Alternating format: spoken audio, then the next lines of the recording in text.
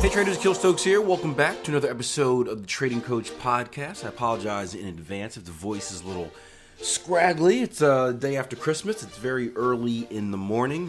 Coming back from a day trip from New York City, and I didn't want to miss Trash Day. You guys that follow me on social media know how I feel about that. So I'm up early making sure that duty is done. And one of the first things I did when I woke up this morning was after taking the trash out and whatnot, was check the Trading Coach Podcast Facebook group. You guys know that we have a Facebook group. We've been discussing the different episodes that have been going on, and it's really been giving me some inspirational ideas on future content. And today's podcast episode is going to come from that. The day before Christmas, I put up a post, little infographic type thing, that says the WorkLife Scam, right? The title at the top is the WorkLife Scam. And below it is a picture that says the retirement age is 67. It says the life expectancy is 78. And then it says work for 50 years to be free for 11? Question mark. And at the very bottom it says work for something you're passionate about, create your own life. And up top my caption was this.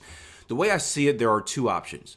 Become financially educated, make smart decisions with your money, and retire earlier, creating more time to be free, or work the majority of your life, but do something that you enjoy. That way it doesn't feel like work.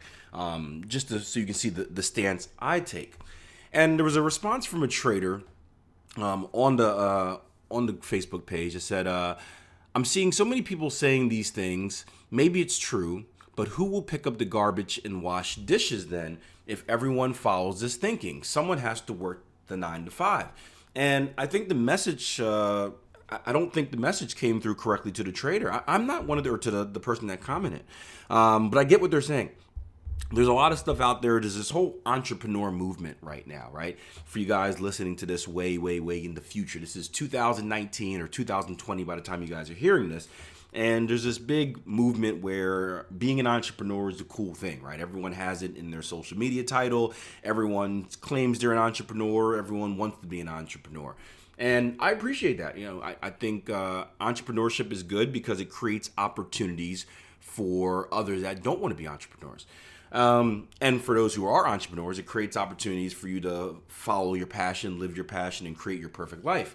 But I agree with the trader. Not everyone can and not everyone should be an entrepreneur. First of all, I believe in doing whatever makes you happy. And if you notice the second part of the statement I put above, work for the majority of your life, but do something that you enjoy. That way it doesn't feel like work. Again, I have a friend of mine, excellent chef. And for a while he played around with the idea of starting his own restaurant. He would do stuff where he would hop into another restaurant space on the weekends and have like a Sunday brunch where he'd go there and cook for whatever hours a day. And he loves cooking.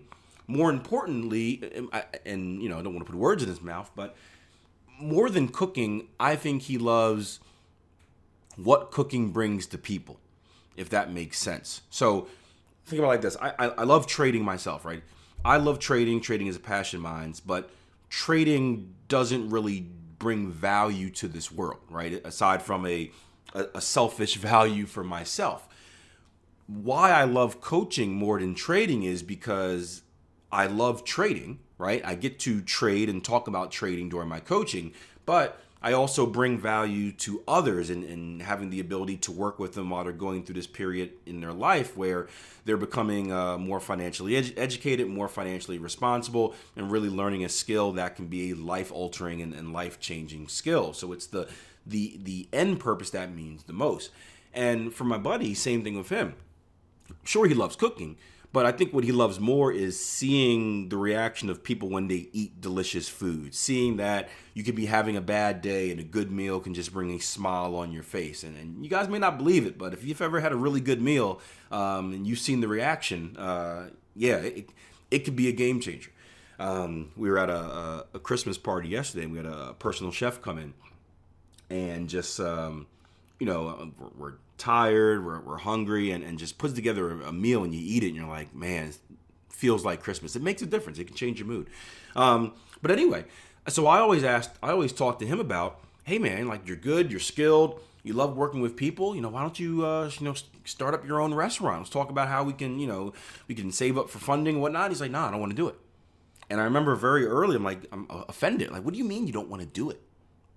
Like, why would you not want to be an entrepreneur? And then he explained it to me. And he's like, look, if I run my own restaurant, it comes with this and this and this and this responsibility, right? Not only do I have to be up at this time, not only have to be in charge of this, he may not even get to cook anymore, right? Being the boss means you typically delegate, and that takes away from kind of the passion and what he likes to do, but just in what goes along with it.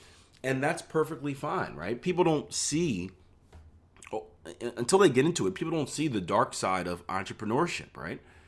They see the end game where, I have financial freedom, I have freedom of time, all this fun stuff, but they don't see the amount of hours and sacrifice that goes into creating it. And that's not for everyone. So I'm not a believer that everyone needs to be an entrepreneur. I believe it's for a certain group of people that have, I don't want to say you have a gene, but you have this trait that makes you want to do it and allows you to do it. And for those people, it's okay. I also see nothing wrong with working a job that you like, right? Finding something that you like. Hey, I like doing this. I'm going to work this job. It makes me happy. I bring value to the world. Nothing wrong with doing that at all. But I would say this, and this is how I respond to the question, because he said, but who would pick up the garbage and wash dishes then if everyone was following his thinking?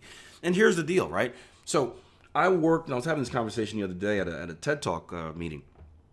I used to work as a janitor, right? There was when I was in college, there was one of the janitors at our school. Not only did he help clean the dorms and whatnot during the day, at night he had his own business where he would clean banks and preschools. He had a few different sites that he would manage. And very often, because it's hard to find good help, he would call upon us to help him out. So, we'd go out at night, like 8 to 12, something like that, and we'd go clean. He'd break us off with a little money, and that's how we made it through college. And we continued that after college. And I didn't necessarily like it. I think he actually did. Again, he was doing it long enough where he saw the value that it brought, where he'd see a bank manager go into the morning and not have to waste time cleaning a desk or taking out trash and just it presented a good image. Or you see teachers at the preschool with the stuff put away the correct way, and I think he would see that, and that's how that makes a big difference. Me personally, I didn't care. I was just in it for the check at the time. At the time, a young kid, I didn't really care about values. Just give me the money. But even if you look at that, right? So my graphic wasn't talking about being an entrepreneur. Even the first one, it said, become financially educated, make smart decisions with your money, and retire early, creating more time to be free. So put yourself in this situation, right? If you are the owner, if you are my boy, my boy Forrest, he's the one that owned this company. He is the owner of this company, right? I'm pretty sure he doesn't have benefits from it, right? He basically eats what he kills, meaning he has to continue working these jobs in order to bring in an income, right? So there's two scenarios. One scenario, he works his job, he's cleaning buildings, he's making some money, he's living life, but like most people, he's not financially educated. He spends more than he earns, so as soon as the money comes in, it goes out to somewhere else. What is he doing? Well, he's basically locking himself into slavery to his job because he has to work, and he'll get to the point at some point where he's tired. He'll get to the point where he's 50 years old, 60 years old, and he's like, I don't really feel like cleaning toilets 4 hours a night. But what does he have to do at that point? He has to work because he has no other options, right? He didn't make financially intelligent decisions. He doesn't have any retirement fund. There's nothing saved up for him. There's no investments making money for him. In order to live, he has to continue to work check to check. However, let's rewind time real quick, right? Let's say Forrest did this job and he was smart with his money. I was going to go into the whole path where he's even smart with it, with building his business. That's what something he wanted to do. Once he found kind of credible help me and my friends. What he was going to do is he was going to put us as managers, have us manage our own facilities, and basically double the amount of businesses he was working. Right, he had a very smart entrepreneur mind. Right, it's part of where I got it from. He's like, hey, we're doing three things right now. We're doing 1 preschool and 2 banks. Right, you guys have proven that you're good. You know what you're doing. Akil, I know you can run the system. Right, he knows I'm kind of the weird attention to detail guy where I don't like leaving the job until it's done. Right, he said, you get your own crew. I'll put you guys in charge of two businesses. Right now we have 5. We can kill 5 at the same time. Everybody's making more money, and eventually spread that out. Now again, I wasn't interested in doing that, but it was a great concept. But let's say he didn't even do that. Let's say he continued to work the 3 properties that he had, at least the 3 that I knew about. I'm pretty sure he had more. But he was smart with his money during this time. During this 20-year period from, I don't know when he started, but let's say 25 to 45. He was smart with his money. He saved it. He invested it. That way his money is making money for him. Let's say he gets to 45 years old, 50 years old, right? 20, 25 years in. He's like, I don't feel like doing this anymore. I'm going to retire. He has that option too. Because he's smart with his money. He has money to retire with. And he has money that's consistently producing more money for him, which is going to give him the ability to live without needing to work. That's what I'm talking about. It's not necessarily you need to be an entrepreneur. You can work for someone else, but be smart with your money. Instead of spending it right away or putting it down on leasing a car or a way too expensive house, right? Save it, invest it, have it work for you. That way you're not locked into working until 67. You don't have to. You can if you want. But you don't have to. You have the option where at 50 years old, if you want to travel the world and say, hey, I'm done, you can be done.